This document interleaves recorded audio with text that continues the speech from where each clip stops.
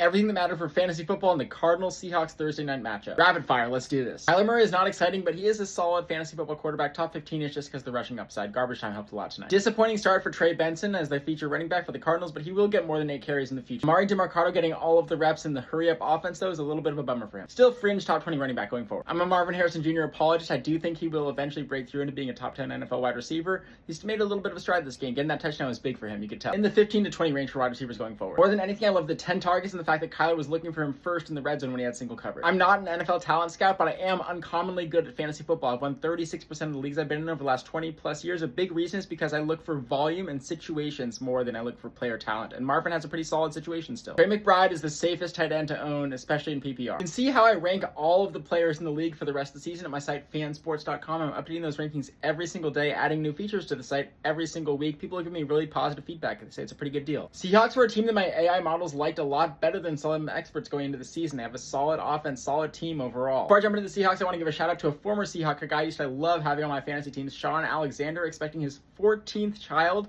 with his wife. They have 12 kids currently. One actually passed away sadly 2 months into his life, and they homeschool all of them. Sean Alexander had his first kiss with his wife on the altar. This is a good dude. What a cool family man. I love that. Sam Darnold is actually a very solid real-life QB, but he's not going to be that relevant in fantasy because of the lack of rushing upside. Still a decent QB2 to have as a backup in a deep league or a 2 QB league. Kenneth Walker looks like he's clearly the best running back on the Seahawks, but until there's an injury, this is going to be a 50-50 split. I think the main reason he got more carries than Charbonnet was actually just because Charbonnet was a little bit hurt in this game. People got mad at me last week for saying that it was going to go back to the 50-50 split. They thought that Walker would pull ahead, but this is just how the Seahawks run. Expect them both to be in that RB 25 to 30 range, get about 10 points per week. I had JSN higher than most experts preseason. I had him in my top 10, but he's climbing even higher. He might be a top 5 receiver. I know this was not a good game for him. He was completely shut out, not targeted the first half, but this is what elite receivers do. They don't need to have 40% plus target share every week. They still find ways to make big plays on third downs, and he had a serviceable week overall. Great time that he has a high floor going forward, even if he's not in the game script. Drop Cooper Kupp, drop Torrey Horton, they're not relevant. Seahawks have 2 solid tight ends in AJ Barner and Elijah Arroyo, but neither's good enough to roster. That's everything from this game, guys. Thanks for spending a couple minutes of your day watching this. Check out fansports.com. I'm actually going to go and work on it right now while my daughter and wife are still asleep while I can stay up. This is kind of the routine these days.